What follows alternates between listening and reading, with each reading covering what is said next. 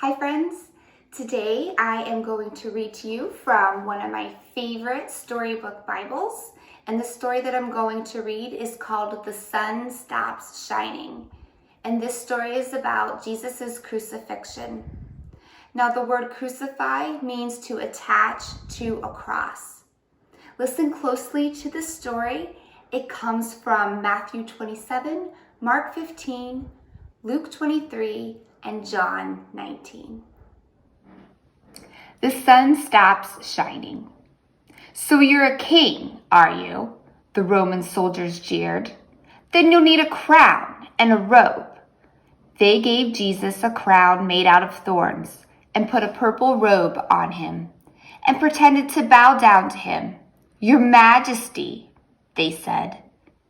Then they whipped him and spat on him.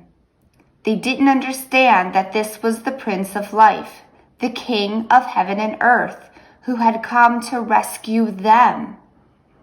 The soldiers made him a sign, "Our King," and nailed it to a wooden cross.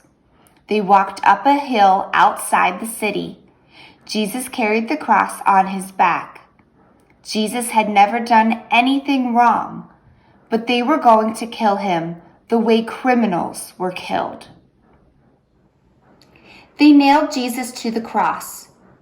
"Father, forgive them," Jesus gasped. "They don't understand what they're doing."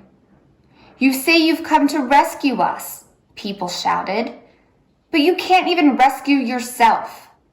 But they were wrong. Jesus could have rescued himself.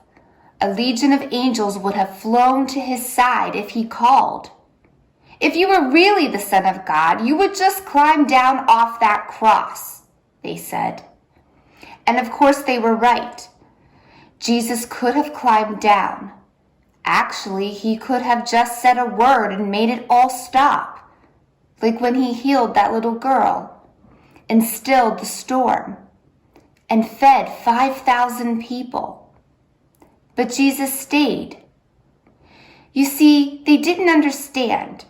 It wasn't the nails that kept Jesus there. It was love.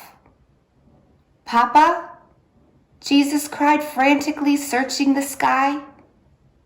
"Papa, where are you? Don't leave me." And for the first time, and the last, when he spoke, nothing happened. Just a horrible, endless silence. God didn't answer. He turned away from his boy. Tears rolled down Jesus' face, the face of the one who would wipe away every tear from every eye. Even though it was midday, a dreadful darkness covered the face of the world. The sun could not shine. The earth trembled and quaked. The great mountains shook. Rocks split in two, until it seemed that the whole world would break, that creation itself would tear apart. The full force of the storm of God's fierce anger at sin was coming down on his own Son instead of his people. It was the only way God could destroy sin and not destroy his children whose hearts were filled with sin. Then Jesus shouted in a loud voice, "It is finished." And it was. He had done it. Jesus had rescued the whole world. "Father," Jesus cried, "I give you my life."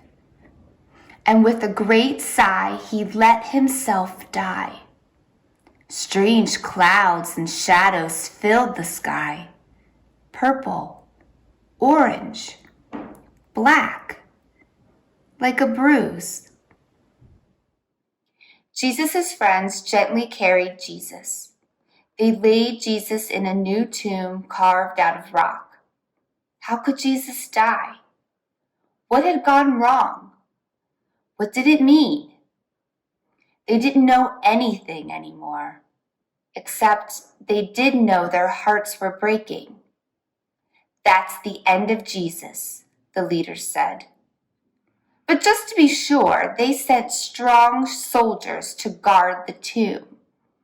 They hauled a huge stone in front of the door to the tomb so that no one could get in or out. Today is Good Friday, but isn't that sort of a strange name for such a sad day?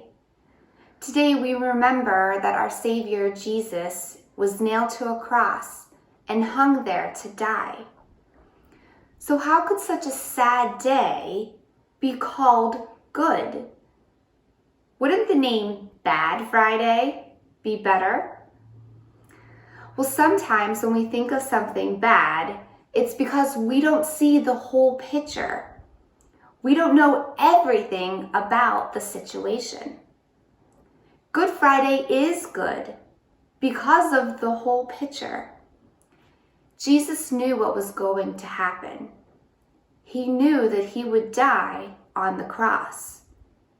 Jesus knew that was not the end of the story because Jesus knew that God's love is more powerful than death.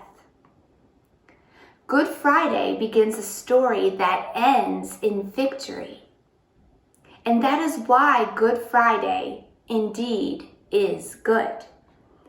So today, on this Good Friday, have some planned quiet time or worship time. Maybe you could draw a picture or you could write a poem based around the cross. Parents, you could talk to your child about how they're feeling. You could help them to process feelings of sadness and feelings of gratitude, and let them know that it's okay to have strong feelings today, and it's okay to express them. Perhaps you could express your feelings to your child today.